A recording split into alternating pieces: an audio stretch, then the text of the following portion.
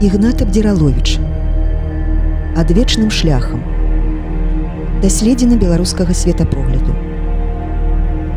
Пасвячаецца у і. Час, калі трэба журыцца душою на свежых магілах пуста пранёсшыхся днёў. Максім Богданович. Нашы часы агульнай заблутанасці, часы паўстання праменных быццам ідэалаў і іх канечнага знікнення праз нядоўгі час.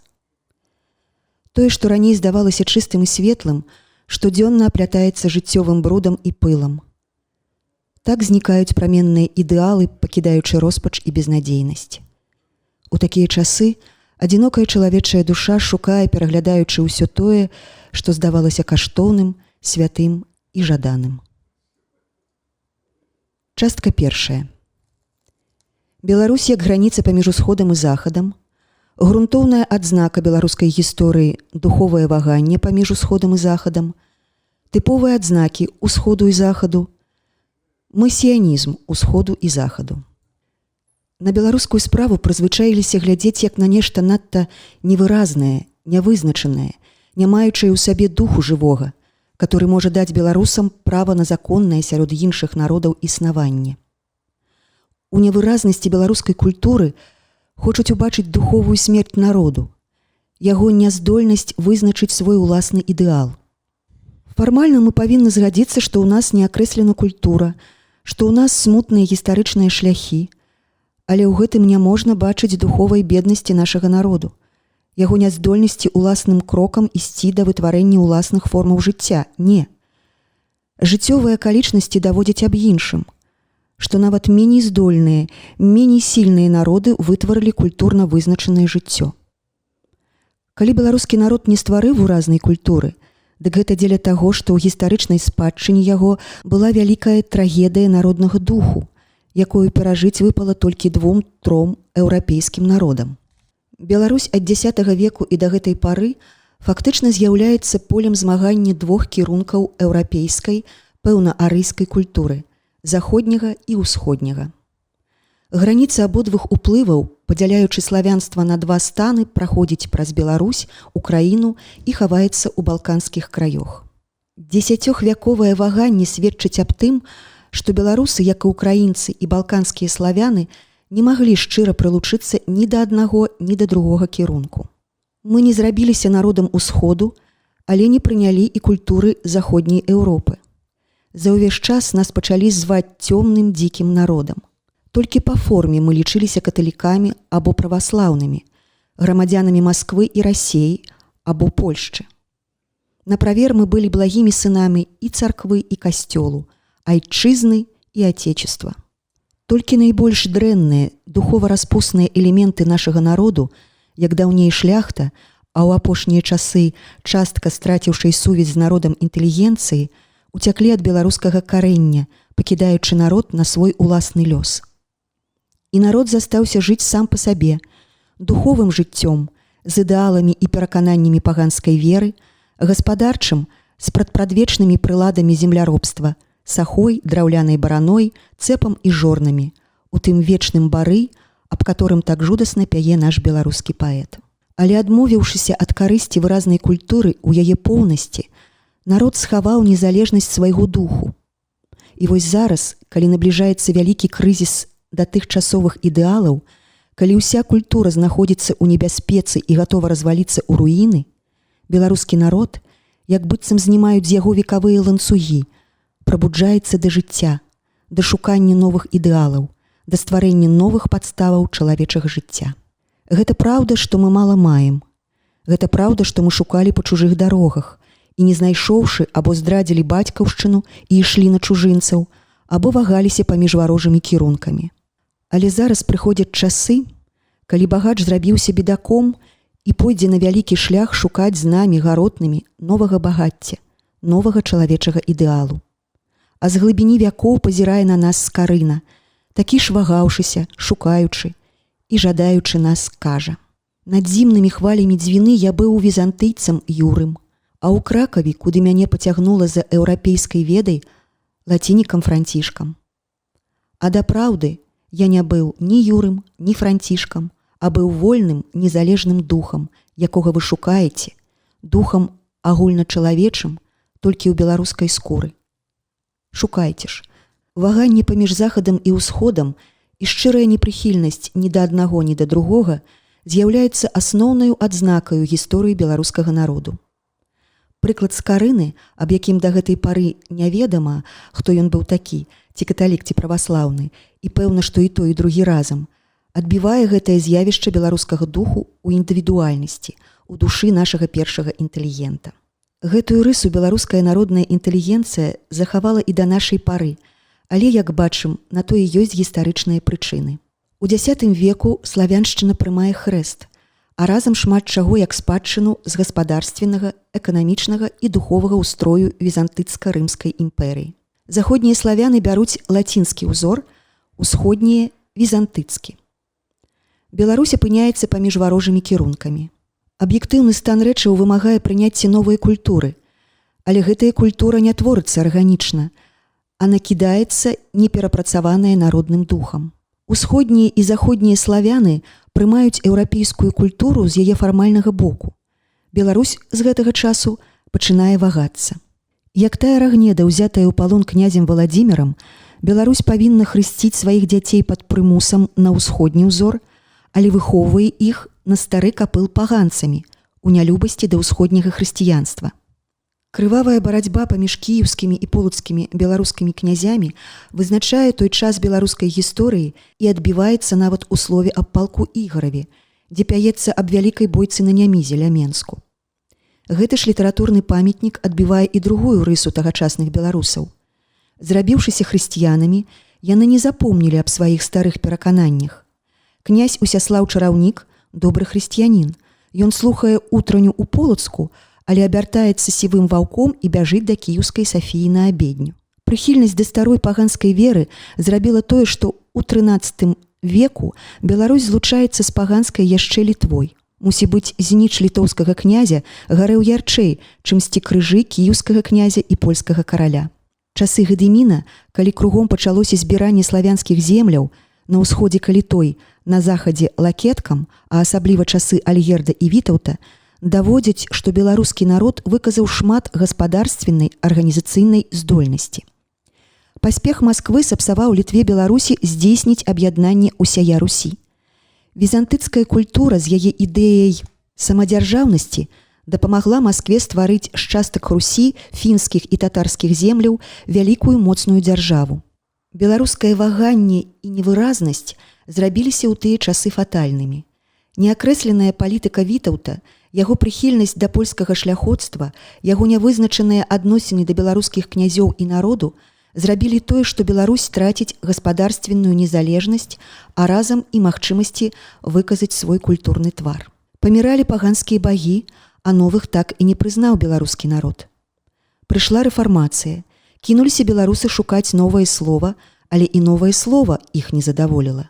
Толькі старыя муры па вёсках і мястэчках сведчаць, што ў самое сэрца Беларусі прыйшло кальвінісцкае казанне, але не затрымалася і памерла. За ім прыйшло каталіцтва. І вось прыпадкова дзеля чыста тэрытарыяльнай стычнасці, то з уходняй, то з заходняй культурай беларусы падзяляюцца на дзве часткі, але застаюцца варожымі і непрыхільнымі да абедзвюх. З гэтага часу ваганне народнага розуму і сумлення не перапыняецца. Гэтаму ваганню пачынае адпавядаць і блутанне па нашым краі дзяржаўнай граніцы. То далёка на ўсход заходзяць яны, і ў тых паветах, дзе цяпер запомнілі аб польскім панаванні, захаваліся граматы і гербы гаспадара караля яго міласці славная памяці Жгімонта і Уладыслава і іншых. То наадварот, у глыбіні Літвы вырастае магільны курган ваяводы рускага цара. Глыбока ў нашай старонцы гаспадарылі тады казацкія шаблі. Так плылі вякі. Зноў на нашай памяці п'юць ваду з Дняпра польскія коні, а праз колькі тыдняў над Бугам і Віслай гараць нелічаныя дымныя агні ворагаў і чуваць маркотную валгарскую песню. Да нашага часу беларускі народ не ставіць апору ні ўсходняй, ні заходняй хвалі, і яны вольна перакочваюцца над яго галавой. Страціўшы ў сабе вольнага паганца, што маліўся пню, зліваўся духам з вялікімі сіламі зямлі, пяяў прыгожыя песні, сустрачаючы вяснянкамі вясну або хаваючы купалу, што мог вольна адпавядаць і вольнаму дыханню ветру і руху свае душы, страціўшы ўсё гэта, беларус не ўбачыў нічога прынаднага і ў новым складзе жыцця. Уплывы захаду і ўсходу ў перакручаных, спецыфічна славянскіх, часам карыкатурных выразах круцілі і гвалцілі душу беларуса, толькі прымушаючы яго ўбачыць, што ў чужой скуры заўсёды дрэнна, што трэба вытвараць нешта сваё, роднае, блізкае, арганічнае. Шмат вякоў беларусы вялі змаганне з чужынскімі варожымі ўплывамі за сваю душу. І, здаецца, прыбліжаюцца часы, што будзе яна вольнай. Жыццё ставіць мяжу старажытным ідэалам і кліча беларускі народ, зняважаны і забіты, ісці пароўні з іншымі на будоўлю новага агульначалавечага ідэалу. У гэты час хай будзе нашым правадыром і светачам старажытны Скарына, доктар лекарскіх навук слаўнага места Полацку, што хацеў лячыць беларускі народ праменнямі духовай асветы. Ён на сабе адчуў гвалт чужыцкіх культур і не прызнаў іх сваімі ў сваім сэрцы. Першы ад усіх пазнаў, што толькі праз развіццё асабістага і народнага духу дойдзем мы да ўсечалавечага ідэалу, і на мужыцкую простую мову пераклаў святую кнігу. Тады адзіны праменчык усечалавечнасці. За ім цягнецца карагод, што шукалі свайго ўласнага духу, вагаліся, расчароўваліся і гінулі. Не знайшоў сваей праўды вялікі Адам і згінуў на чужыне з болем у сэрцы. Блуталіся рамантыкі, у глыбіні сэрца хаваючы нуду і скаргу. Наша пакаленне павінна стаць апошняй чарадой пад пахмурным пажагнаннем Скарыны. І на ўсходзе, і на захадзе шукайце. Даўгія вякі беларусы стаялі на раздарожжы. Адзін шлях кіраваўся на захад, другі на ўсход. Так нашы сцежкі, пачынаючыся разам, расходзіліся ў розныя праціўныя бакі. Праўда, вызначанасць абодвух культурных тыпаў пад уплывам часу вельмі сапсавалася. Усходняе жыццё прымае заходнееўрапейскія адзнакі і наадварот. Цяпер трудна казаць аб розніцы, якая існавала паміж візантызмам і лацінствам. Але ў кожным разе і да гэтай пары моцна адчуваюцца культурныя асобнасці абодвух тыпаў. Аб духовым выглядзе ўсходніх славянаў казалі шмат. Найболей выразнаю адзнакаю іх характару з'яўляецца нахільнасць да ўсяго скрайнага, выразнага, ясна падкрэсленага. Усходні славянін не любіць нічога палавіннага і вечна шукае нейкай агульнай, адналітай формы, якой пасвячае сваё жыццё. Выкаваная на візантыцкіх узорах, так вырасла маскоўская гаспадарственнасць, якой былі пасвечаны ўсе другія бакі культурнага жыцця краю. Прыхільнасць да выразнай аб'яднаўчай формы, да аканчальнага і безумоўнага правядзення яе ў жыццё вызначылася ў ідэі адзінай палітычнай улады. Уся ўлада цару. Гэты покліч, такі блізкі па свайму палітычнаму зместу да лозунгу сучасных усходніх максімалістаў, уся ўлада саветам.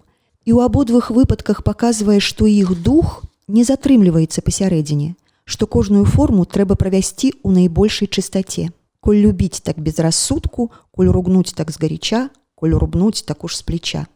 Вось як характарызуе сябе велікарос. Калі ён незадаволены існуючым, дык яго абхоплівае зуда перавярнуць усё дагары нагамі. Такой рысай адзначвалася ўся чыннасць Пятра. Гэта ж бачым і ў сучаснасці. Абхапіць усё жыццё разам, змяніць і вялікае, і малое, пранікнуць далейшыя куткі жыцця аднею прызнанай формай, адмятаючы без аніякага жалю ўсё непадобнае, ідэя ўсходу ва ўсіх яго палітычных, сацыяльных і духоўных кірунках. Усходні чалавек лічыць, што жыццё павінна быць вызначаным, што ў ім хаваецца нейкая адзіная праўдзівая сутнасць, которую і патрэбна вызначыць. Дзеля гэтага на ўсходзе не могуць ужыцца дзве праціўныя ідэі.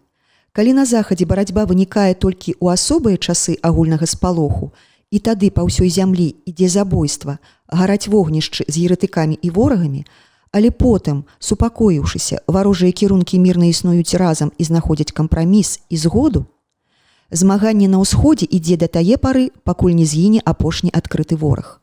Там кампрамісу няма, уступкі не робіцца ні ў адной драбніцы. Дзеля гэтага на ўсходзе адвеку садзяць у турмы і зневажаюць чалавека не за дзеі, а за тое, што ён голіць або не голіць бараду, або не так, як трэба носіць вопратку. Усе драбніцы, усе абставіны жыцця вымагаюць акрэслення вызначанасці. Ва ўсіх павінен быць адзін выгляд, адны перакананні, адзін погляд на жыццё. Гэтым тлумачыцца дзіцячая самаўпэўненасць расійскіх камуністах, што яны ўсё жыццё пераробяць на адзін капыл. Чуваць, што яны лічаць неабходным стварыць сваю ўласную рэлігію, каб і ў гэтай галіне жыццё мела аднолькавы выгляд. Такія жыццёвыя адносіны зусім незразумелыя для Захаду. Ягоная культура, наадварот, уся вырасла на барацьбе з крайнімі кірункамі, якія захацелі абхапіць жыццё цалкам. У заходняй Еўропе не вытрымала спробы ідэі адзінай рэлігіі. Каталіцтва не апанавала ўсіх краёў, а нарадзіла шмат пратэстанцкіх вучэнняў, што далёка разышліся ад свайго карэння і паміж сабой. Не зрэалізавалася ідэя свяшчэннай імперыі, хоць у працягу сярэдніх вякоў гэтае пытанне стаяла на чарзе.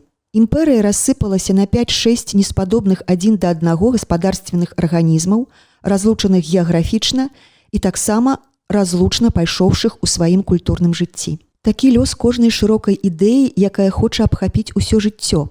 Яе ў заходняй Еўропе затруць, скароцяць, абцягнуць тысячамі кампрамісаў. Яшчэ прыклад. Еўрапейскі сацыялізм. Другі інтэрнацыянал, разбораны жыццём, цяпер шукае службовыя пасады ў канцылярыях капіталізму. Наогул, у палітычным жыцці, у праціўнасць усходу, дзе не можа загінуць прынцып канцэнтрацыі ўлады ў адных руках, або ў цара, або ў клясы, на Захадзе ўся ўлада падзелена паміж уладаючымі клясамі, але ніхто не мае поўнасці ўлады і не зусім адапхнуты ад яе. Сіла эканамічная таксама падзелена, і ўласнасці ў народным багацці зусім не пазбаўлены нават пралетарыят, што зусім немагчыма для забітага матэрыяльна беднага ўсходняга пралетарыяту. Акцыі расійскіх шахтаў, а ў часе вайны і гаспадарственных пазычак куплялі французскія пралетары, кухаркі, пакаёўкі, швайцары, звозчыкі. Вось чаму цяпер, пасля нацыяналізацыі расійскіх шахтаў і скасавання даўгоў, яны адчуваюць сябе пакрыўджанымі гаспадарамі расійскага дабра. Ангельскі работнік, можа не ведаючы аб гэтым, карыстаў з эксплуатацыяй індуса-земляроба і кафра-быдлавода. Карыстаў прыбыткамі імперыялістычнага вырабу і гандлю, каб палепшыць свой дабрабыт, мець кватэру ў 3-4 пакоі, электрычнасць, газавую печ, піяніна, мяккія мэблі. Так, само жыццё працівілася развіццю скрайнасцяў, ставячы ім апор. Нават такая умеркаваная ідэя, як Ліга народаў, радзіўшыся ў Амерыцы, на еўрапейскім грунце пацярпела катастрофу дзеля таго, што здавалася залішне радыкальнай. Трэба адзначыць, як цікавае з'явішча заходняга жыцця, што разбітае войска прыхільнікаў некай ідэі не складае свайго аружжа, а прайграўшы бойку, пачынае існаваць як звычайны агульнаграмадскі фактар. Бачым, што па катастрофе каталіцтва яно існуе і карыстаецца ў нейкай часткі грамадзянства пашанай і падтрыманнем. Наагул, варожыя кірункі шукаюць паразумення, ідуць на згоду, абяцаюцца падтрымліваць адзін аднаго. З гэтага выплывае нейкі распыл жыцця, існаванне шмат асобных, нічым не звязаных часцінак. Мір як асобы, так і грамадзянства не звязаны нейкім аб'яднаннем. Усё рассыпана, усё падзелена. Варожа настроенае жыве разам, згаджаецца, не пратэстуе. Да часу, пакуль няма значнай перавагі, аснова заходнееўрапейскіх адносін – кампраміс. Мы, беларусы, вагаліся паміж двума культурнымі тыпамі, не ведаючы, да якога прылучыцца. Нам падабалася ўсходняя прастата, шчырасць, адпаведнасць выгляду нутранай сутнасці, якія вызначаюць чалавека ўсходу. Калі ён добры да каго, дык можа палажыць за яго сваю душу. Калі ён кажа, што любіць, дык не зробіць ніякай прыкрасці. Старажытны прыклад кіеўскі князь Святаслаў. Ён ніколі не ўжываў хітрасці і здрады, ідучы на ворагаў, папярэджваў іх. Іду на вы. Гэта грунтоўная рыса ўсходу нам вельмі падабалася. Але угледжваючыся ў жыццёвыя абставіны, мы прыкмецілі, што правесці яе цалкам у жыццё немагчыма. Мы прыкмецілі, што апрача маны карыснай, можа быць і ёсць яшчэ мана святая. Не толькі дзеля карысці і з прычыны нізкіх пабуджэнняў нельга назваць сваіх ворагаў ворагамі, а з прычыны грунтоўнай невыразнасці жыцця, калі часта самыя простыя рэчы трудна назваць іх уласнымі іменнямі. Прыклады на кожным кроку даводзяць нам аб гэтым. Не аб кожнай рэчы можна пэўна сказаць, ці любіш яе ці не, ці добрая яна, ці благая. Вялікі абшар жыцця застаецца невыразным, цёмным, і толькі з вялікай тугой гэта шэрае можна назваць белым або чорным. Тое, што захад уцяміў гэтую праўду, нам вельмі спадабалася і было вельмі прынадна. Заходняе цвярозае пачуццё здавалася нам зусім адпаведным да сапраўдных абставін жыцця. З гэтага пачуцця выплывае заходнееўрапейская цярпімасць да розных кірункаў людской думкі і яе праяваў. З гэтага вынікае і тое вельмі прыемнае асабістае захаванне заходняга еўрапейца, якое сваёй далікатнасцю так адзначае яго ад простага і грубага ўсходу. Дык вось нам вельмі падабалася і цягнула шчырасць і вызначанасць усходу, а з другога боку большая аб'ектыўнасць і более чалавечае захаванне захаду. Жыццё вымагала сінтэзу, згарманізавання абодвух кірункаў, але гэта, як убачым, зрабілася немагчымым.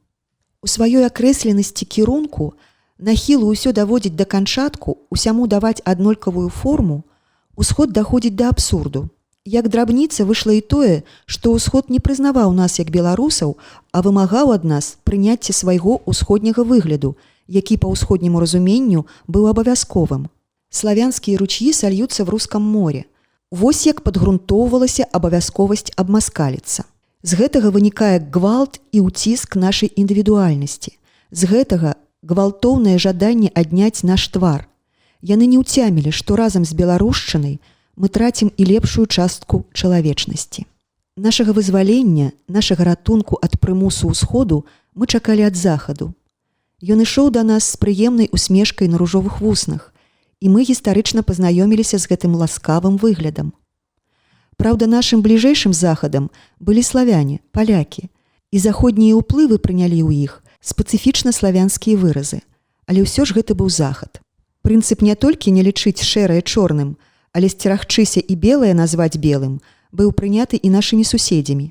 І глыбокія народныя гістарычныя даследзіны навучылі нас, што калі заходні чалавек робіць вам прыемнасць, дык гэта не значыць, што з яго боку не будзе прыкрасці. Яго пацалунак сведчыць не толькі аб прыхільнасці, але і аб магчымасці здрады, такія ўжо глыбокія народныя даследзіны. Гэтая рыса захаду моцна адчувалася ў яго адносінах да нас. Ён прынёс нам найлепшыя ідэі, гуманістычныя, ліберальныя, дэмакратычныя, але разам з пекнымі словамі заўсёды змяшчаліся гвалт духоўны і эканамічны, эксплуатацыя, уціск, знявага. Пекныя словы і благія дзеі неяк дзіўна і незразумела для нас ужываліся ў заходнім жыцці. Усход гвалціў нас у імя шырокіх заданняў, у імя зліцця ўсіх славянаў, у імя аб'яднання пралетарыяту ўсяго свету. І гэта не толькі адзнака маскалёў, а ўсяго ўсходу наогул, бо нават адзін харвацкі паэт і той кажа, што харваты абновяць свет, пойдуць на чале паўстання проці гнілога захаду і створаць вялікі усесветны культурны сінтэз. А захад не такі. Захад такой абмылкі не зробіць. Ён ведае няздольнасць, немагчымасць рэалізацыі такіх ідэй. Але практычна адносіны да нас усходу і захаду розняцца толькі ў драбніцах. Не па сутнасці, а толькі па колькасці і велічыні. Усход адразу захоплівае шмат, захад па сваёй далікатнасці меней. Ніводзін еўрапейскі імперыялізм не параўнаецца ў сваіх замерах і плянах з маскоўскім інтэрнацыяналам.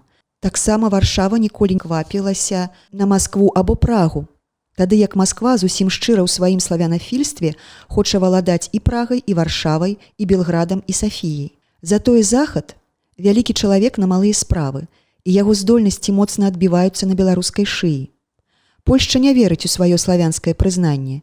Яе масіянізм усходняга капылу. Яго творца беларус па крыві Міцкевіч.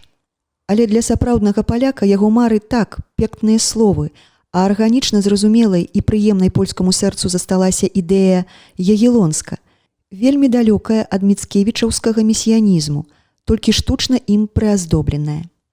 Тут справа не ідзе аб усім свеце, аб усіх славянах, не. Польшча хоча быць ад можа да можа.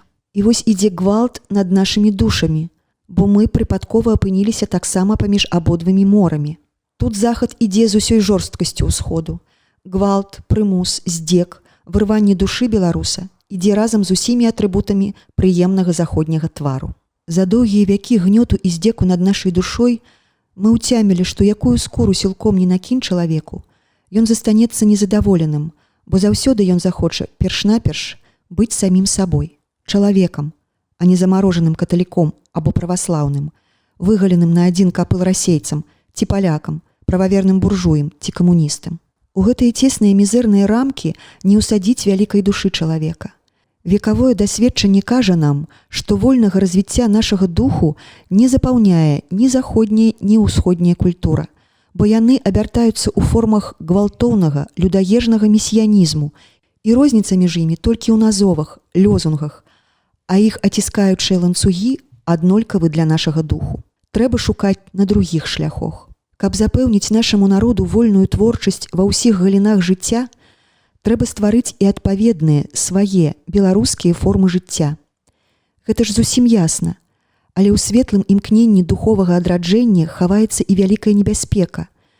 Каб як замест чужацкіх месіянізмаў не стварыць свайго, уласнага, каб як знойдзеныя формы новага беларускага жыцця не зрабіліся для нас саміх вялікай турмой і здзекам. Бо на прыкладзе чужацкіх месіянізмаў мы бачылі, як страшэнна сціскае жыццё, атрымаўшая неакрэсленую ўладу форма. З нашага высокага парыву індывідуальнага і народнага адраджэння не створым жа гвалту і енку ні для іншых, ні для саміх сябе. Не павінна быць беларускага месіянізму. І ў вялікім і малым, і для сваіх і чужых ён прымус, здзек і смерць. Уласным коштам, мільёнамі смерцяў, хваробы, нуды служылі мы чужыцкім месіянізмам. Не на гэтай падставе збудуем нашу будучыню. Трэба шукаць на другіх шляхах.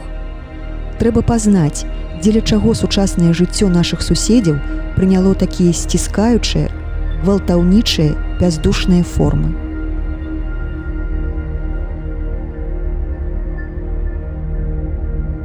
Частка другая.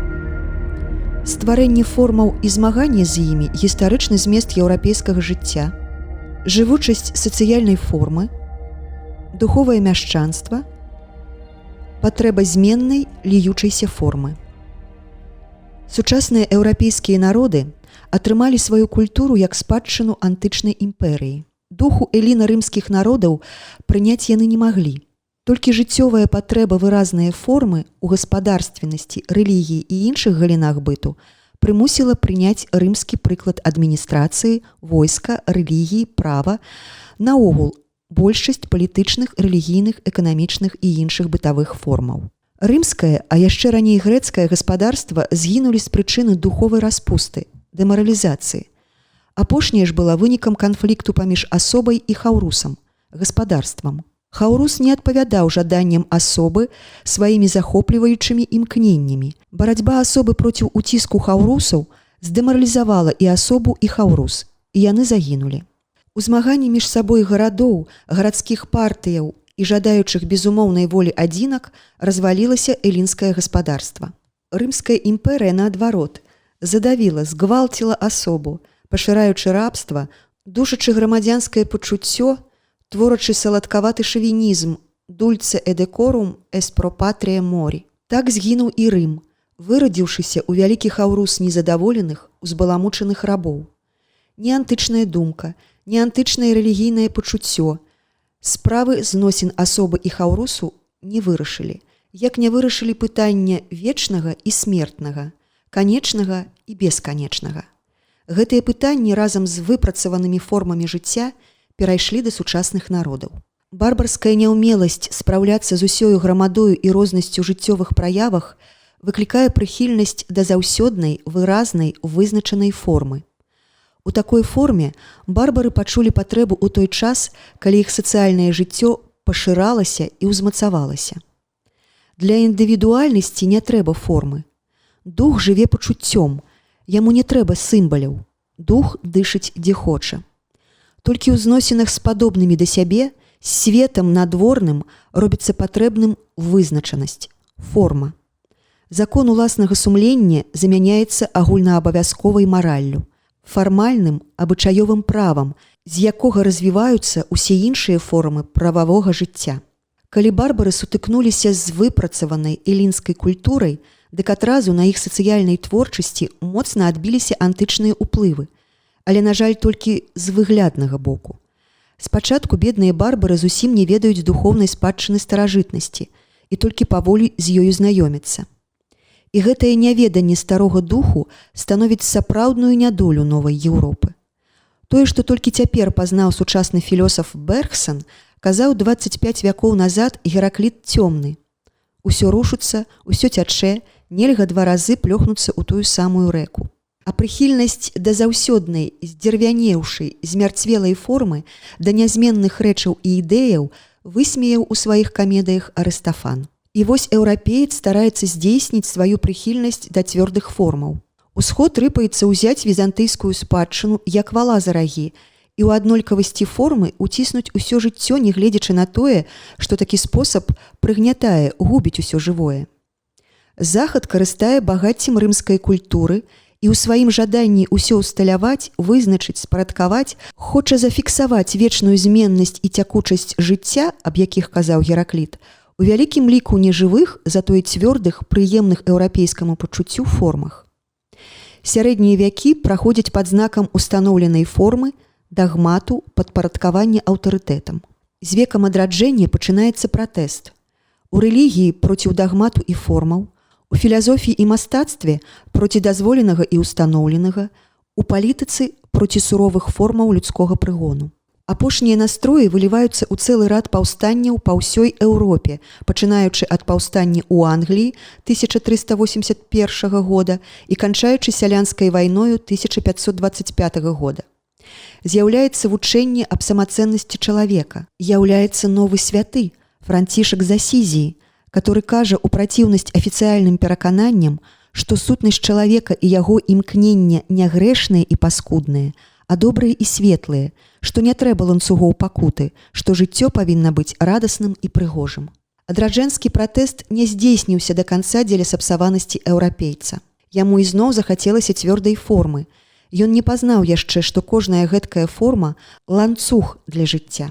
Зноў ён звяртаецца да класічнай формы і будуе па яе падставе ложна-класычнага мастацтва, асвету і мараль да новага пратэсту – французскай рэвалюцыі, не ўцяміўшы таго, што старое аджыло, спарахнела, што нельга жывога укладаць у труну аджыўшага.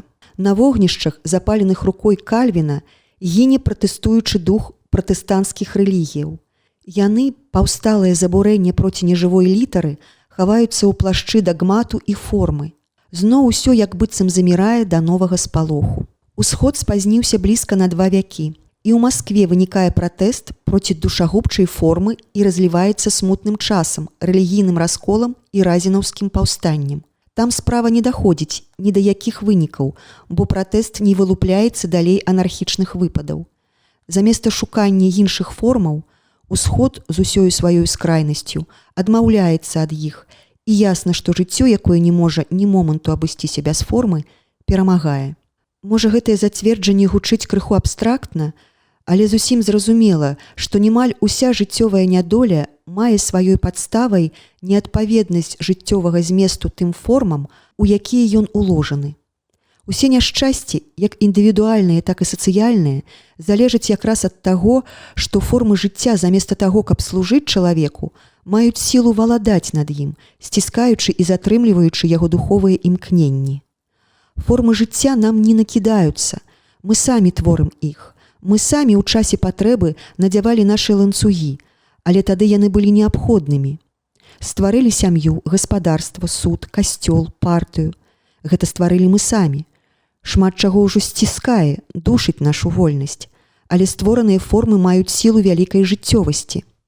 Заместа таго, каб служыць чалавеку ў яго жыццёвых патрэбах, форма сядае яму на шыю, пачынае кіраваць чалавекам, заціскаючы сваёй уладай праўдзівае чалавечае жыццё. Змаганне духу проці запанеўшай формы становіць змест жыцця і яго нядолю.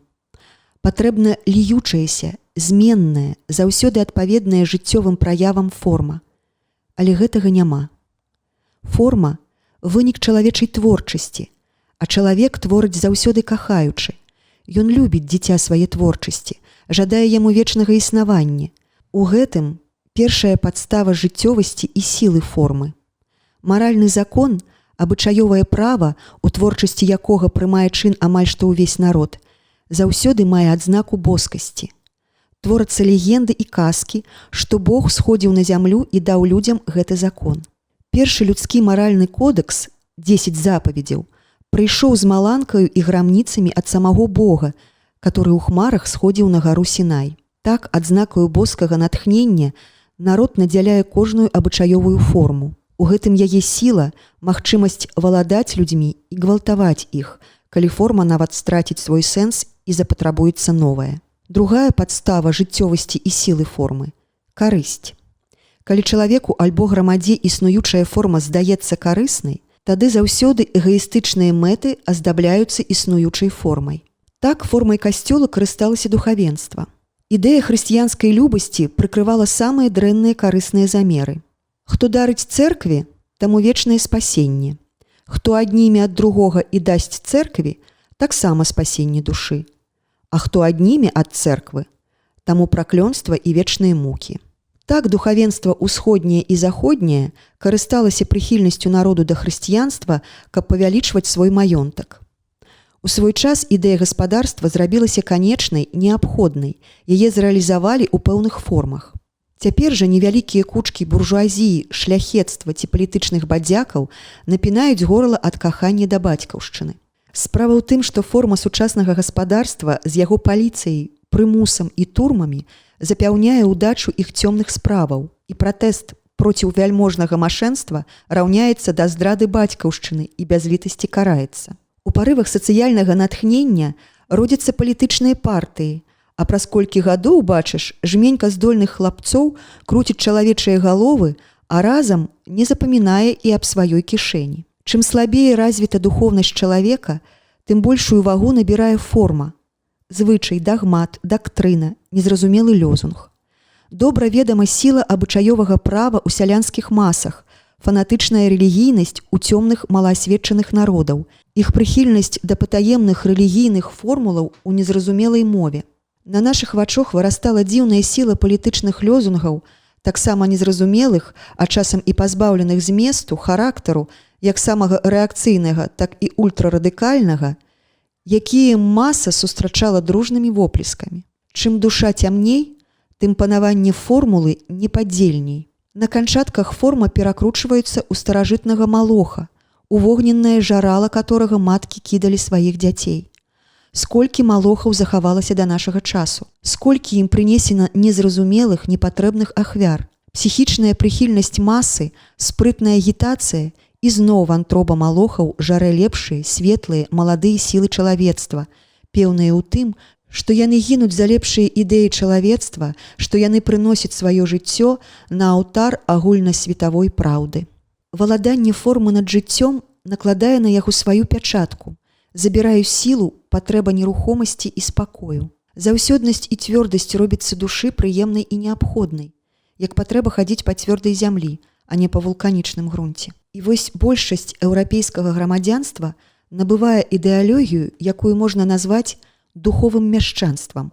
Яно не лічыцца са зменнасцю, вечнай цякучасцю жыцця, вечная патрэба змяняцца, шукаць новага, надта марудная і клапатлівая праца. Адсюль выплывае прыхільнасць да рознага роду аўтарытэтаў, пашана да пісаных законаў і канстытуцыяў, зацверджанне дактрын, устаноўленай маралі, паважанне сваіх і чужых цвёрдых перакананняў, здольнасці чалавека пасвяціць ім сваё жыццё, нягледзячы на тое, ці адпавядаюць яны яго ўнутранаму перакананню, ці не. Усё гэта не робіць клопату ў кожным выпадку думаць, як трэба рабіць, і звяртацца да ўласнага сумлення. Культура духовага мяшчанства выгадавала дзве сапраўдныя сілы – моду і дысцыпліну. Мода моцна трымае жыццё ў сваёй уладзе. Яе дыктатура пачынаецца ад выгляду вопраткі і канчаецца на перакананнях чалавека. Мода прымушае яго падпарадкавацца яе указам, угрунтаваўшыся ў самым сэрцы чалавека. Ён пачынае сароміцца свае вопраткі папярэдняга сезону, баіцца паказацца адсталым у сваіх перакананнях, рэлігійных, палітычных, філазофскіх. Мода стварае псіхоз, накіданне ў пратэстанцтва, вяртанне на старую веру, прымушаючы кожны раз чалавека заставацца артадоксам. Мода прымушае быць сацыялістым ці раялістым, гледзячы па настрою масы. Працівіцца модзе небяспечна, за гэта можна страціць галаву. Толькі адзінкі вышэйшыя за масы адважваюцца ў часы рэвалюцыяў і на агул масавага псіхозу заставацца самі сабой. Ці ж можна было рызыкаваць пры трэцяй імперыі быць камуністам, а пры камуне прыхільнікам імперыі? Калі не памагае мода, на сцэну выплывае дысцыпліна. Апошняя павінна бараніць выпрацаваныя ідэалы, берагчы існуючыя падставы жыцця. Дысцыпліна, вельмі паважаная праз грамадзянства, гэта здольнасць пераламаць сябе і маўчаць, прымаючы тое, проці чаго дух пратэстуе, з чым сумленне не згаджаецца. Дысцыпліна пранікае ўсе куткі жыцця. Яна бывае рэлігійная, грамадзянская, партыйная, маральная, навуковая. У кожным разе забараняе чалавеку рабіць па яго ўласнаму сумленню, а толькі па выпрацаванай форме. Гэта ланцугі, которымі свядома апутаны чалавек, каб ён сядзеў ціха і не рыпаўся. Здавальненне існуючым і сабой асабліва характарызуе духовае мяшчанства. Адсюль выплывае інерцыя і непатрэба ў змене старога новым. Заўсёды самае імкненне да такой змены разглядаецца як праступак, годны кары. Ад духовага мяшчанства не ратуе ні нацыянальнасць, ні рэлігія, ні кляса, ні партыя, ні прафесія. Як толькі ідэя хаваецца ў драўлянасць формы, няма ратунку. Яна трухлявее, знікае. Паглядзіце, што зрабілася з хрысціянствам і яго кірункамі, калі яно прыняло форму цэрквы. Дух яго знік, яго няма ў сучасных мураваных святынях. Дух нацыянальны заўсёды мацнейшы і чысцейшы ў народаў прыгнечаных. Разам з пачаткам рэалізацыі ўласнай гаспадарственнасці, з яе ўціскам нацыянальны дух прыніжаецца або зусім гіне. Прыклад Расіі і Польшчы. Здавалася, што сацыялістычны рэвалюцыйны рух вольны ад духовага мяшчанства. Жыццё даводзіць, што не. Што сама рэвалюцыйная ідэя, зрэалізаваная формулай, памірае ў сваёй сутнасці, траціць сваю жыццёвасць. Прыхільнасць да пісаных праграмаў, зацверджаных дактрын і лёзунгаў так моцна нават у рэвалюцыянераў, што яны зараз жа накідаюць жыццю свае формулы і заместа таго, каб яго развіваць, мардуюць яго, зачараваныя гукам знаёмых лёзунгаў, не бачачы, што ў труне формул калісь святыя ідэі змарнелі, спляснелі, што час прайшоў і вымагае новай творчасці. Духовае мяшчанства было заўсёды, дзе захоўваліся святыя традыцыі, святыя асобы, рэчы і ідэі, прымусовае задавальненне існуючым, быццам усё добра і лепей не трэба. А ўсё гэта было адвеку. У нашы часы такі духовы светагляд зрабіўся блізка што агульным. Вольная творчасць уцякла ў навуковыя кабінеты і студыі, а жыццё цалкам аддана ў працу формаў для самых формаў. Запраўды, што робяць нашыя парламенты, урады, суды, цэрквы, партыі, як не ўганяюць жыццё ў труну формаў? І якім чынам ідзе сама праца? Характэрным з'явішчам Еўропы з'яўляецца канцылярыя. Праца яе сціснута статутамі, інструкцыямі, палажэннямі. І гэтай жа самай стравай яна трактуе тых, хто да канцылярыі звернецца. Уціснуць жыццё ў формулу – вось яе заданне. І з гэтым спраўляецца вельмі шчыра. Трэба прызнаць, што не толькі ўрады ўжываюць канцылярыю.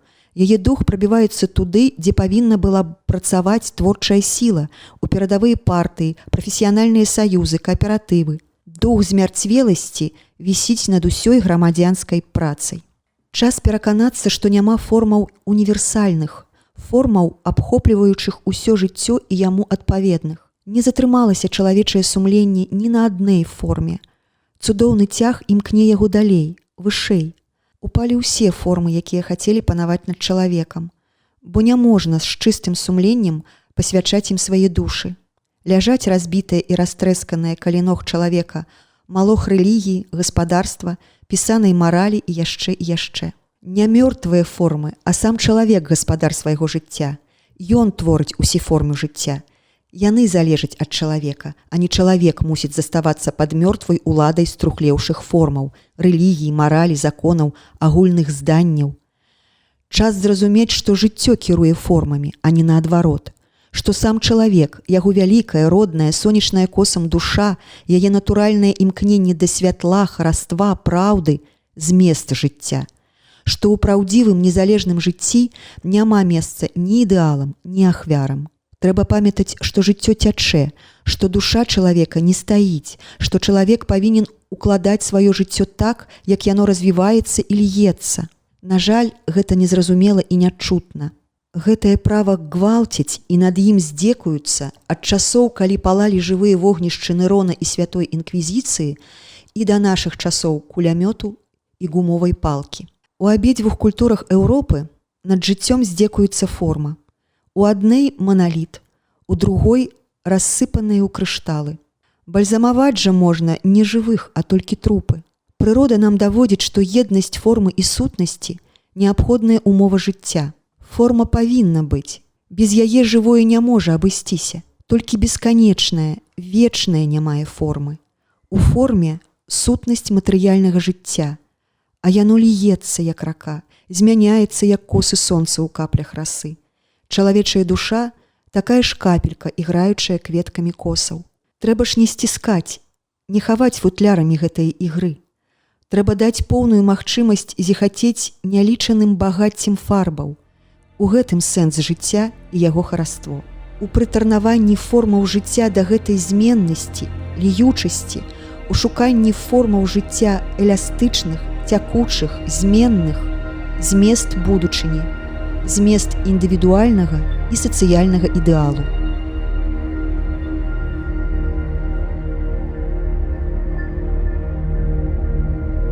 Частка 3.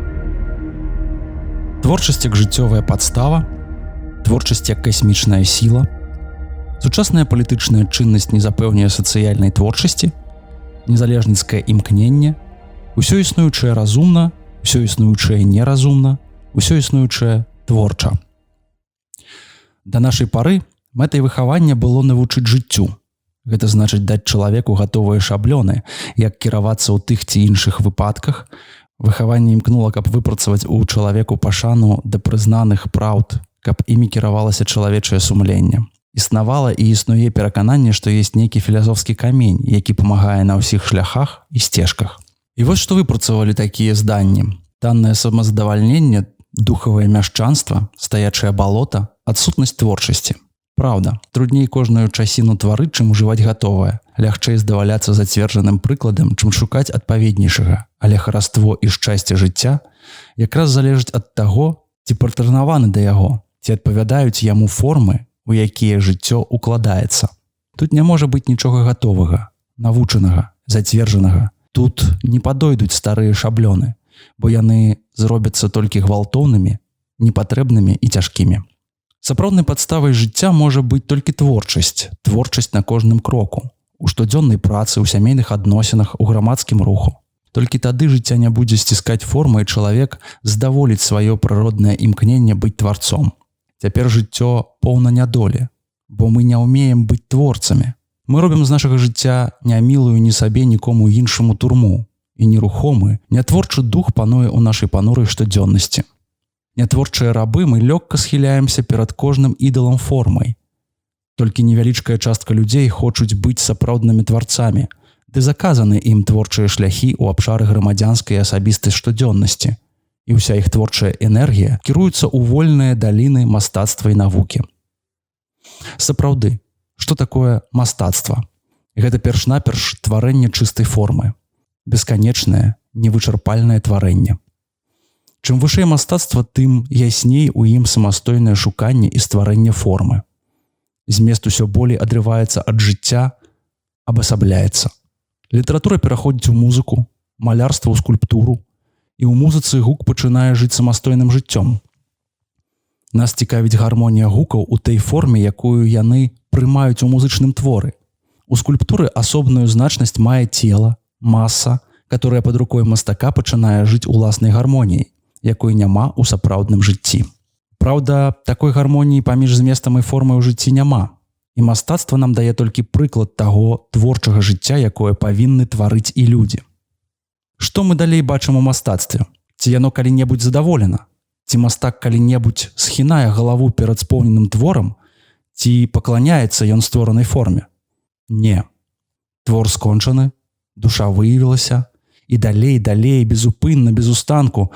Для мастака няма такога самаздавалення, калі душа выявілася ў адным вобразе, яна ўжо перарастае яго, шукае ў глыбіні сваё сонечнае істоты яшчэ глыбейшага, яшчэ адпаведнейшага сваёй нутранай праўдзе. Дзеля гэтага мастацтва не мае свайго канону, не мае зацверджаных шляхоў, абразкоў. Калі мастацтва уступае на гэты шлях, яно гіне. Так было з усімі прыкладамі мастацкага акадэмізму. Апошні, як прызнанне азначаных шляхоў мастацтва і нейкіх абавязковых абразкоў, душыць вольны творчы дух і не творачы нічога новага нарэшце гіне ва ўласным соку. Вось як рашае пытанне аб цякучасці жывой чалавечай душы і патранаванне да яе формы вышэйшая чалавечая парода, найболей сумленная парода творцаў. Безустаннай творчасцю, адсутнасцю самазадавалення, вечным шуканнем, вечным імкненнем далей, у глыбіню жыцця. Вось і мы ў нашым штодзённым жыцці павінны стаць такімі тварцамі. Здзейснілі адну форму жыцця, а ўжо ў глыбіні душы хаваецца новае, яшчэ смутнае і невыразнае, а ўжо незадаваленне, што дрэнна і тое, і гэта. Не глушыце такога незадавалення. І сапраўды, не ўсё існуючае разумна. Верце голасу вашага сумлення, жаданню змяніць, палепшыць жыццё. Разумней паляпшаць паступова, кожны дзень, слухаючы голасу сумлення, чым у гаротныя часы рэвалюцыяў не быць у сілах стрымліваць голасу помсты і крыўды. Хай не будзе для чалавека нічога нерухомага, святога, ні дактрын, хаваючых усё жыццё ў труну выразнай формы, ні зацверджанай маралі на кожны дзень і гадзіну на кожнае ўздыханне. Хай не будзе строгіх дырэктываў, падстаў, якіх незразумела і далёка пачуццю. Хай не будзе чалавекаў у футлярах, прыбраных золатам, з важнымі мінамі і пустых усярэдзіне. Як тыя гробы павапленыя. Бо ўсё гэта затрымлівае жыццё, пазбаўляе яго творчасці. Хай гучыць у сэрцы кожнага старое, як свет, і як ён праўдзівае. Усё рушыцца, усё цячэ. Нельга 2 разы плёхнуцца ў адну раку. Душа чалавечая, што прыходзіць у свет падзівіцца з яго хараства, што прыходзіць адзін раз у свет, ні да каго не падобная і адзіная на сваім шляху і назаўсёды выходзіць з матэрыяльнага жыцця, такая душа чалавечая павінна чуць сваё права жыць і тварыць, як кажа яе сумленне. Ніхто іншы не створыць душы, не заменіць ніводнага дня, ніводнай часіны яе самастойнага, самацэннага жыцця.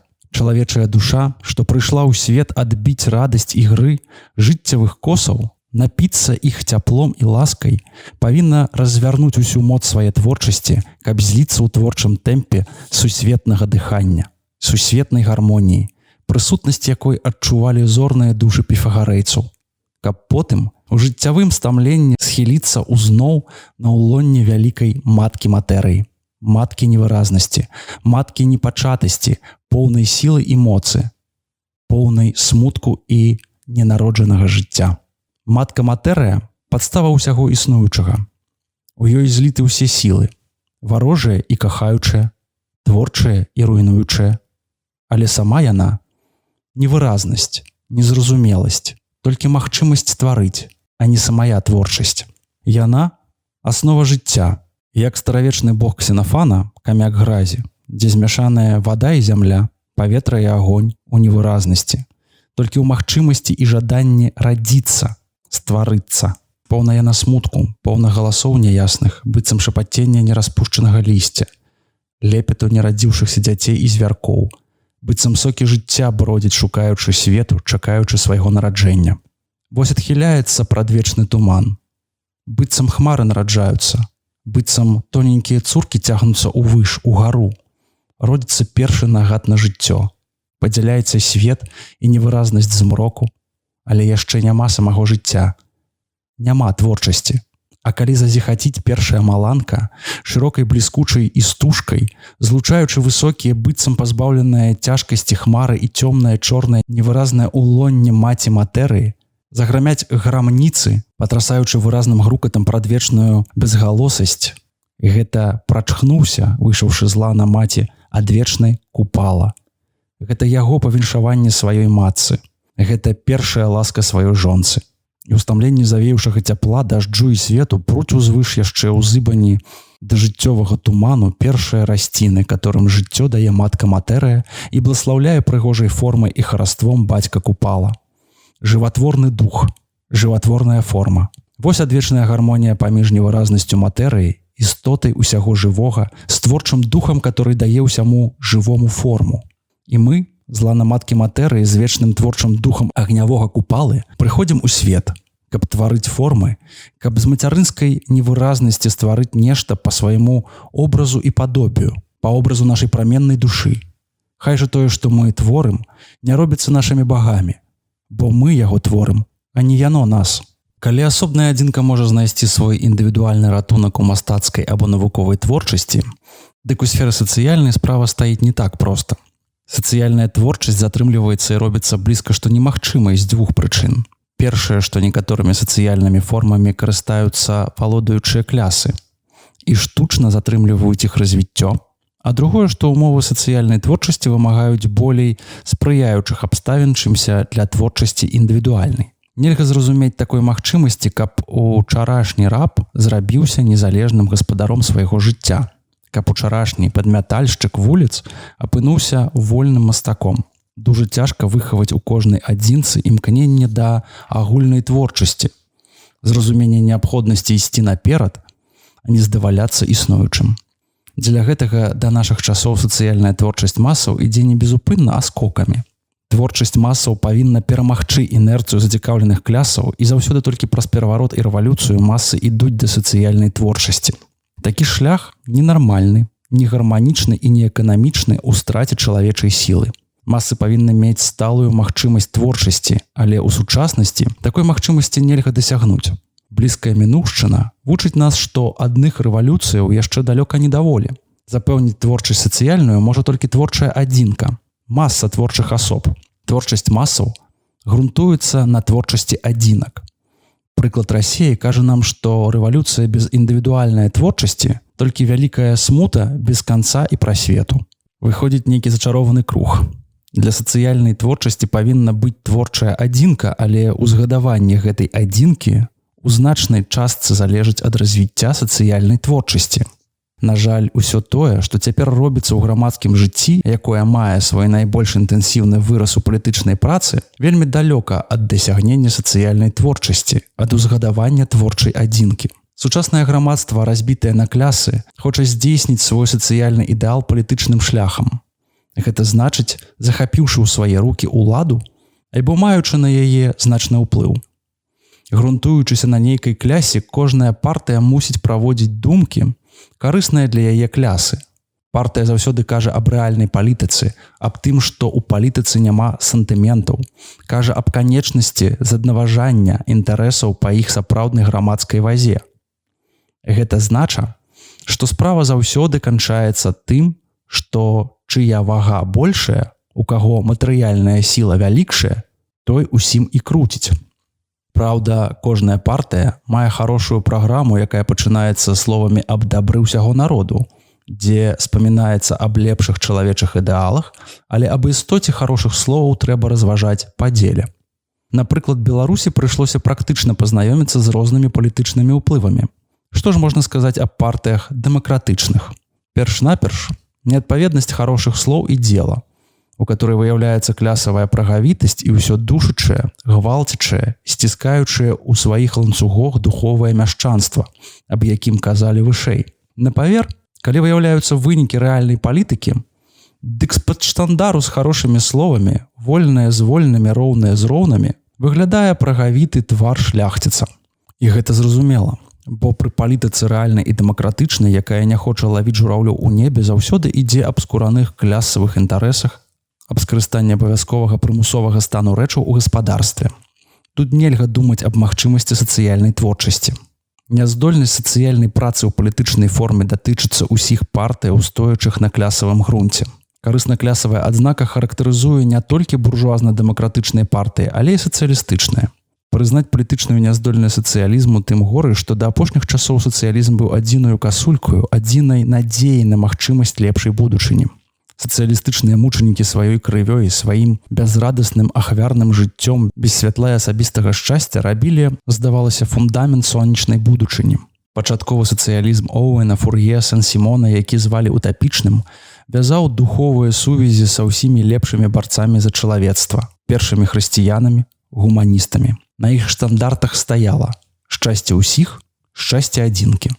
Так яшчэ Піліп Фор у ноч перад лютавым паўстаннем парыжскага пралетарыяту 1848 году, не ведаючы аб дактрыне Маркса, што шлях сацыялізму ідзе праз захапленне палітычнай улады сацыялістычным пралетарыятам, Але чуючы моцна сваю сувязь з тым першым, што апавясціў васкрасенне праменнай чалавечай душы над цемраю і смерцю жыцця, пісаў так: «Божа, даруй нам тое, што мы не можам ісці па твайму шляху мучаніцтва, а станем заўтра на крывавую барацьбу». І шмат паўстаўшых сталі сапраўднымі мучанікамі. На крывавым шляху сацыялістычнага мучаніцтва летуцелі не аб захапленні ўлады, не аб дыктатуры штыха і кулямёта, а аб зваленні чалавечага духу, а праменнасці жыцця для ўсіх зняважаных і пакрыўджаных. Так было да той пары, пакуль сацыялісты не пайшлі на палітычную працу ў буржуазным клясавым гаспадарстве. Пачынаючы ад Маркса, згаслі вялікія жаданні і лятункі аб вольным чалавеку.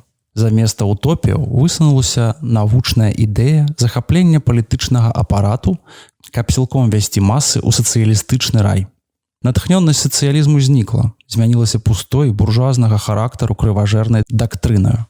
Маркс спусціў сацыялізм з утапічнага неба ўроўень звычайнай дэмакратычнай партыі, якая марыць аб захапленні ўлады, змяніўшы святую справу чалавечага вызвалення на дасягненне клясавай перамогі.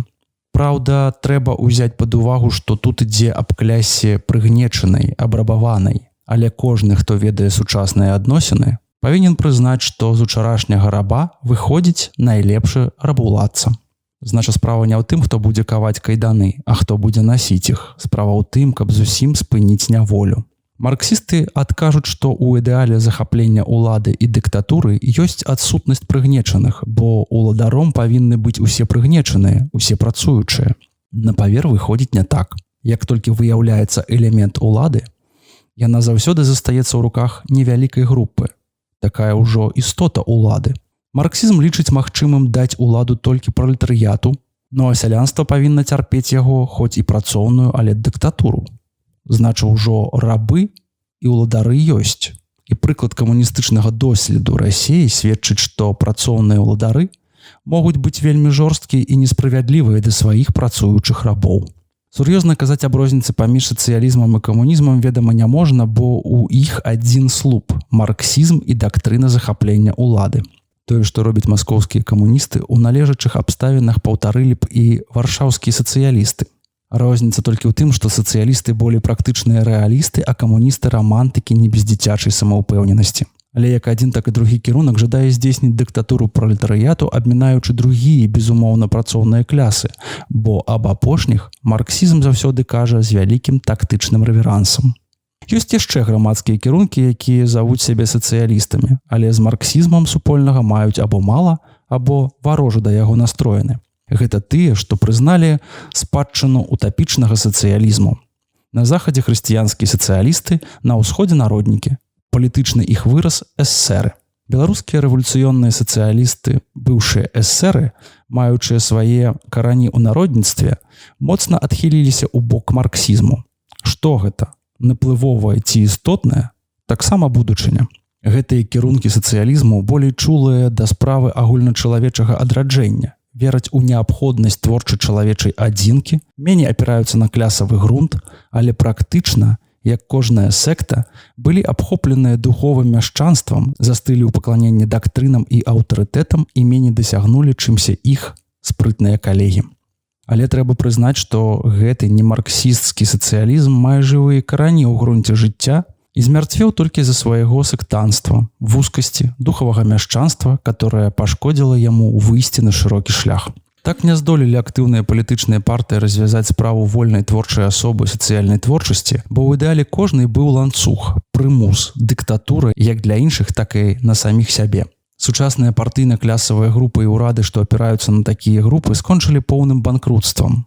Сваімі сіламі, не грунтуючыся на ўсёй грамадзянскай працоўнай масе, а толькі баючыся і асцерагаючыся яе, яны не здолелі здзейсніць тых лёзунгаў, якія так шчодра абяцалі сваім народам.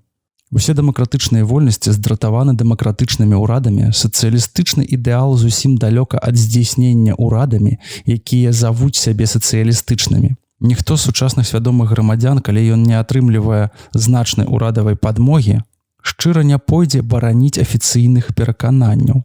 Ніхто не пойдзе паміраць за гукі дэмакратычнай марсельезы ці сацыялістычнага інтэрнацыяналу. Так тыя, што пачыналі шумлівай палітычнай бутафорыі, вывернулі шубу шэрсцю ўверх.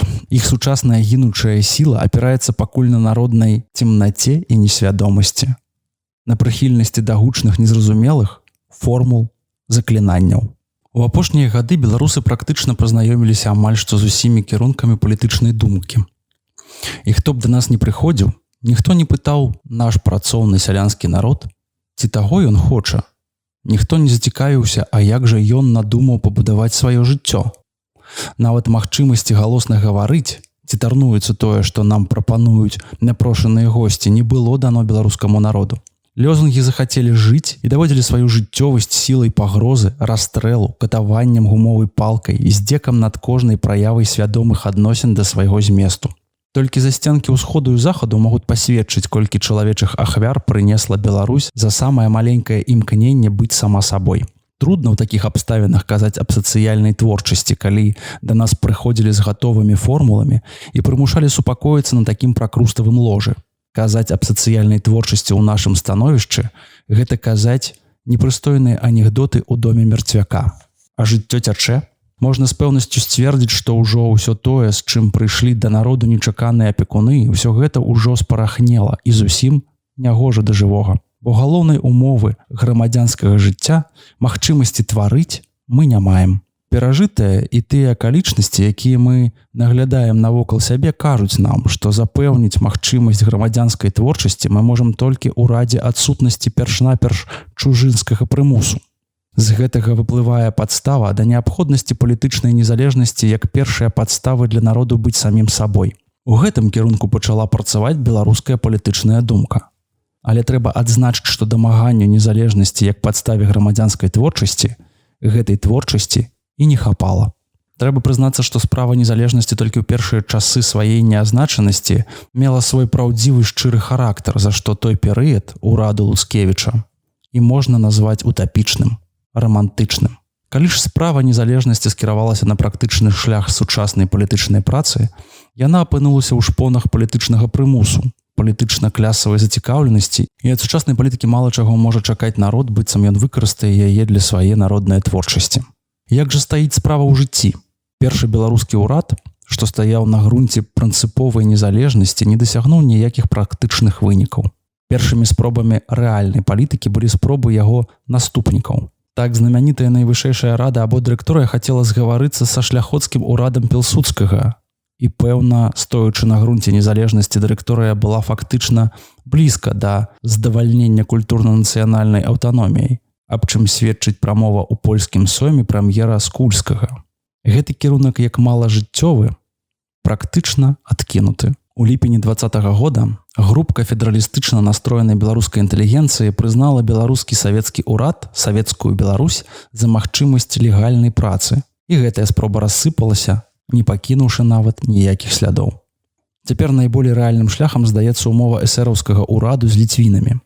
Але і тут толькі сляпы не ўбачыць, што палітыка міністэрства па беларускім справам у Ліцве сведчыць аб тым, што ліцвіны маюць уласныя зданні, непадобныя да зданняў саміх беларусаў.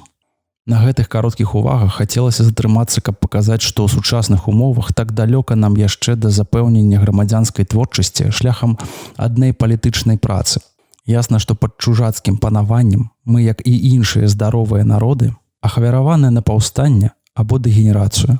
Але і сучасная палітычная дзейнасць у кірунку незалежнасці, падгрунтаваная на захапленне ўлады палітычна-клясавымі органамі, мала можа здаволіць сумленнага чалавека. Яна не дасягае ўсё роўна забеспячэння грамадскай самадзейнасці і можа выклікаць новую роспач і незадавальнення. Нашы прарокі-песняры, мусіць, марылі аб сапраўдна вольным жыцці ў сваіх несмяротных абразах. І будзе унукаў панаванне там, дзе сягоння плача дзед, Янка Купала, аб праўдзівай незалежнай вольнасці духу. Прыйдзе к нам воля святая, чаканая, Алесь Гарун. Бо гэтыя пранікнёныя словы не могуць адносіцца да куртатай палітычнай незалежнасці пад ласкай сімпатычных суседзяў ці нават да незалежнасці гаспадарственнай з абавязковай дыктатурай якой-небудзь кіруючай клясай.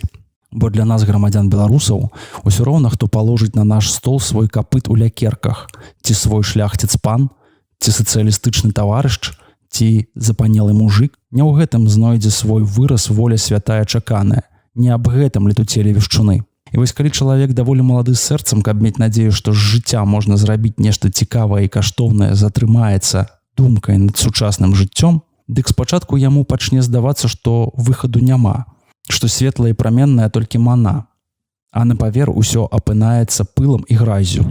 Запраўды, дзе ж той светагляд актыўных людзей, шчыра кахаючых працоўны народ, для якіх яго доля, іх доля? Дзе ж такі светагляд, каб ён здаволіў сумленнага чалавека? Усё існуючыя погляды на жыццё можна груба і прыблізна падзяліць на два станы. Адны кажуць, усё існуючае разумна, другія ж неразумна. Хай выбачыць нам Гегель, што мы яго формулу скарыстаем у тым сэнсе, як яе ўжывае грамадзянства, а не ў такім, як улажыў яе вялікі філёзаф. Прыхільнікі таго, што ўсё існуючае разумна, не становяць якой-небудзь выразнай групы. Тут мы знойдзем думкі-кірункі, належачыя да розных чалавечых груп. Найболей выразны прадстаўнік гэтага кірунку – афіцыяльнае хрысціянства, як яго тлумачыць духавенства. Любі бліжняга і не рыпайся, бо нічога не зробіш. Ніводзін волас не спадае з тваёй галавы па тваёй волі. Калі бачыш несправядлівасць, гэта ад Бога, так павінна быць. Паважай начальнікаў, не лай багатых, бо нічога не паможа. Быццам так запавядаў той. Быццам такі гнілы спакой запавядаў той, хто казаў: «Не мір прынёс я вам, а меч». Быццам той казаў паважаць безумоўна старэйшых, хто блішчучы вачыма мятаў на іх грома і самую крыўдную лаянку. Лицамеры, змеі, параджэнні ехідны, вар'яты і сляпыя, хай упадзе на вас уся кроў праведная, якую вы пролілі. Вось застаўляецца дом ваш пуст, і гразіў ім вечным агнём і скрыгатаннем зубоў і праклёнам, як на няплодную смакоўніцу. На Маісеевым сядалішчы селі кніжнікі і фарысеі. Гэта ж літаральна адносіцца да сучасных прапаведнікаў афіцыяльнага хрысціянства, которые забыліся аб тым, што і айцом нікога не завеце, бо адзін у вас айцец на небе, і настаўнікамі не завецеся, бо адзін настаўнік – Хрыстос. Сучасныя айцы і настаўнікі высмакталі з пальца тое, чаму вучыць народ, і істота вялікага нясмертнага вучэння у іх вуснах пажоўкла, ссохла, страціла жывы дух. Хрыстос сказаў, што мы сыны Божыя. Нам кажуць, што мы дзеці нячысціка. Ён казаў, што мы павінны рабіць волю айца нашага нябеснага. Сучасныя айцы і настаўнікі, што іхнюю, бо вольны творчы дух не ад Бога, а ад нячысціка. Так адмаўляецца творчасць, імкненне да святлейшага, а жыццё ганяецца ў форму выгляднай набожнасці. А вось з другога канца вучэння аб разумнасці існуючага. Усе факты грамадзянскага жыцця знаходзяцца ў залежнасці ад гістарычнай неабходнасці. Тое, што ёсць, мае сваю гістарычную падставу. Такая істота погляду на жыццё, як рэформа сацыялістых, якіх камуністы завуць сацыял-здрайцамі, так і кожнага, хто хацеў нешта стварыць жыцця і спасаваў перад ім.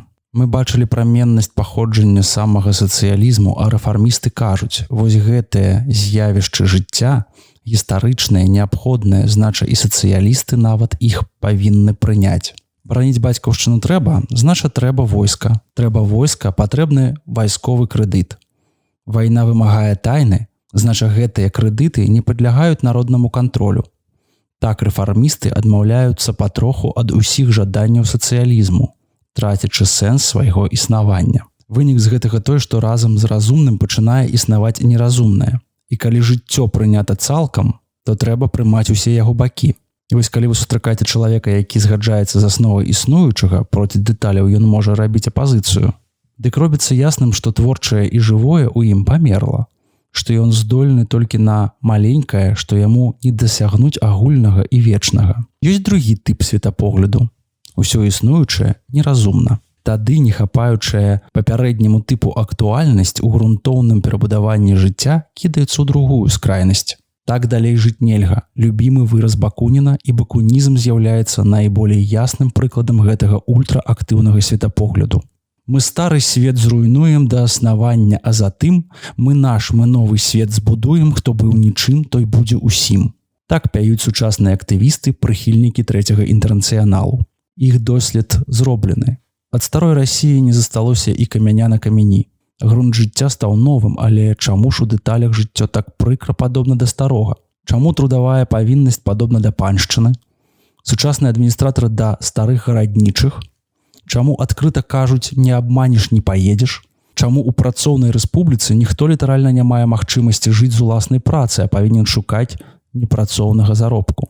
У спекуляцыі, хабарніцтве і іншым, што забаронена законам. Чаму гэта дэталь жыцця так здзекуюцца з яго, калі зменена самая аснова? Ёсць і ў сучасных камуністах свайго гатунку рэфармісты і хрысціянскія маралісты, якія кажуць, што на агул усё добра, а перашкаджаюць толькі маленькія недастаткі механізма, што вінавата не змена асновы, а гэтыя самыя дэталі. Тут маем ужо справу з вечнай праявай духовага мяшчанства. Справа ж пэўне толькі ў тым, што на змененым грунце жыцця людзям не хапае творчай здольнасці, каб вытварыць адносна да новага грунту і ўсе дэталі. Не хапае творчай энергіі, і мімаволі драбніцы вяртаюцца да старога, абяртаючы жыццё ў дрэнную карыкатуру на новае віно ў старым мяху або труп убраны ў балёвую вопратку.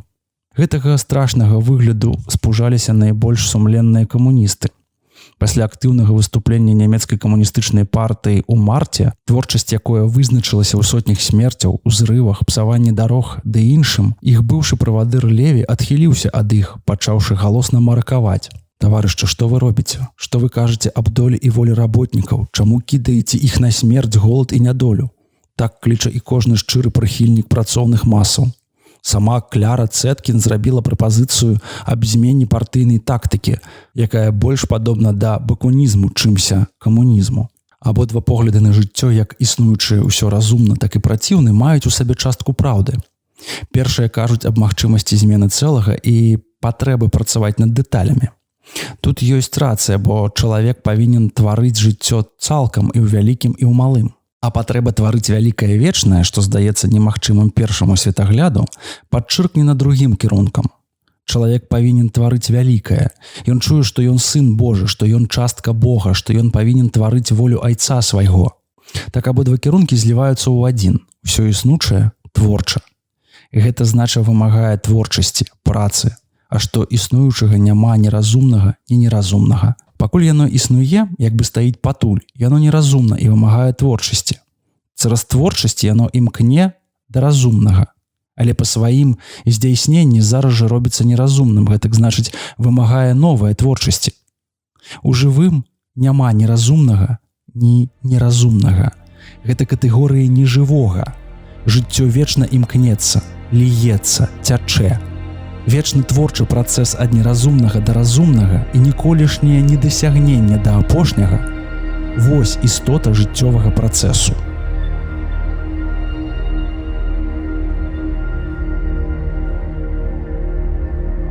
Частка 4. Гістарычнае шуканне непрымусовых формаў сацыяльнага аб'яднання, сучасная кааперацыя як узор непрымусовага злучэння. Адвечны шлях. Няхай сучасная палітычна-грамадская дзейнасць банкрут, няхай найбольш пашыраныя светапогляды не развязваюць найбольш канечных жыццёвых пытанняў, а выхад ёсць. Быў адвеку. Мігаціць адвечны вясновы прасвет.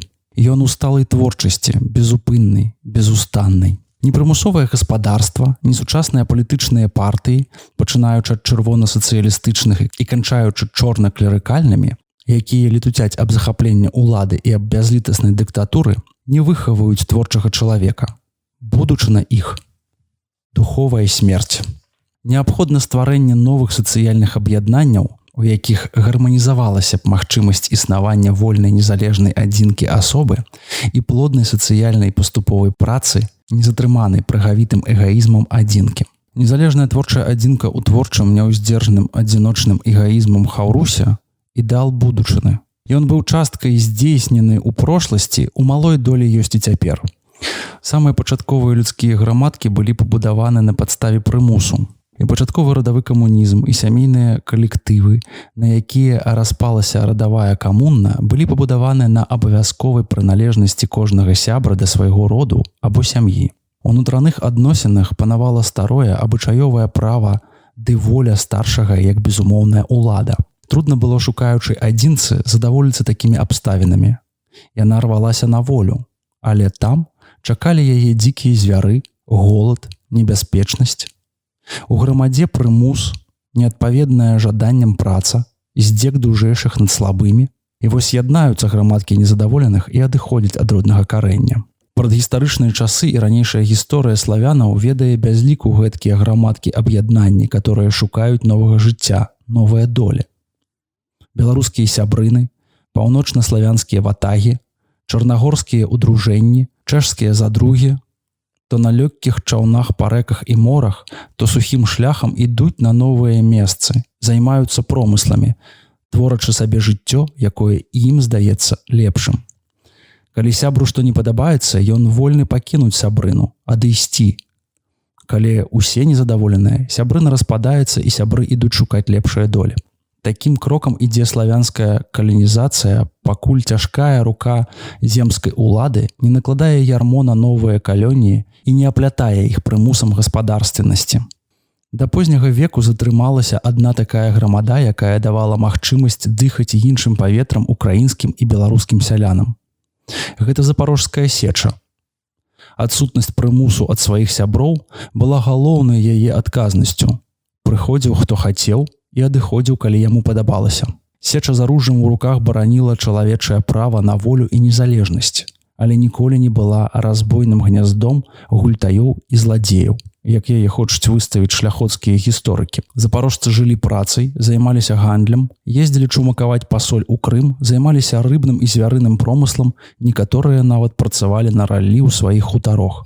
Але пацяг да вольнага, беспрымусовага існавання гнаў іх зноў і з правага і з левага берагу Дняпра у назаўсёды сытую і добра убраную сечу, каб тут даць волю сваім індывідуальным жаданням, хоць і былі яны вельмі простыя і здаваліся гульнёй, добрым таварыствам і першабытным спортам. Цяпер існаванне такіх рыцарстваў братстваў немагчыма, а шкада. Бо прымусовая партыйна-клясавая гаспадарственнасць на ўсё павінна налажыць свой штэмпель. Дык праявы з'яднання вольных адзінак у непрымусовыя грамады ўсё ж такі ёсць у тых кірунках жыцця, дзе іх забараніць нельга. Сучасная кааперацыя, якая працуе толькі ў эканамічным кірунку, з'яўляецца адным з узораў непрымусовага аб'яднання. Некаторым такое цверджанне можа здацца смешным, калі глянуць на сучасную, тым болей краёвую кааперацыю, якая ўся ўпэцкалася ў селядцовым сосе і, здаецца, болей пасвяціла свае сілы нячыстай спекуляцыі, чымся ідэя стварэння вольнай адзінкі ў вольным хаўрусе. Але на павер выходзіць, што кааперацыя адзінае грамадзянскае з'явішча, якое непрымусова аб'ядноўвае сяброў і не дэкляруе прымусу для іншых. Трэба адзначыць, што ў кааперацыі, нягледзячы на яе сур'ёзныя жыццёвыя заданні і вагу, няма нічога падобнага да палітычнай платформы. Кааперацыя не мае адзінага ідэалу, які мог бы зрабіцца молахам кааперацыйнага руху, вымагаючым чалавечых ахвяр. Рух кааперацыі кіруецца выняткава жыццёвымі заданнямі, і ніякай папярэдняй ідэёвасці ў ім няма. Былі спробы ў гэтым кірунку, каб стварыць кааперацыйны ідэал, якія скончыліся адно няўдачаю. Перад існуючымі ідэаламі, буржуазным і сацыялістычным, кааперацыя ў сваёй цэласці галавы не схіляе. Рух сацыялістычнай кааперацыі, дзе яна падпарадкоўваецца марксісцкаму ідэалу, толькі вынятак, які яшчэ больш падчырквае агульнае правіла. Кааперацыя не кажа: «Я маю гатовую праўду, прыходзь і бяры». Яна толькі кажа: «Твары, творачы руйнуем». У кааперацыі няма гатовых шаблёнаў, штампаў на кожны выпадак жыцця. Калі такія штампы з'яўляюцца, жыццё іх выкідае вельмі лёгка, без рэвалюцыяў за вакно. У сваім аб'яднанні асоб кааперацыя не застаецца абавязковай. Калі табе па дарозе, ідзі разам, а не, ідзі куды хочаш. Жыццё такое вялікае і яшчэ незразумелае, што не можа быць штампаваных для ўсіх абавязковых шляхоў. Кааперацыя не мае гатовых рэцэптаў паляпшэння жыцця. Маючы вялікія эканамічныя заданні, яна ведае, што сваімі кааператывамі не змесціць усяго гандлю і вытвару.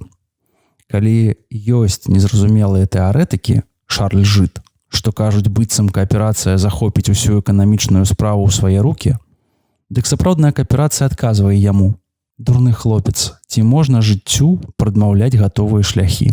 Але пэўна, што праўдзівы жыццёвы кірунак той, якім ідзе кааперацыя.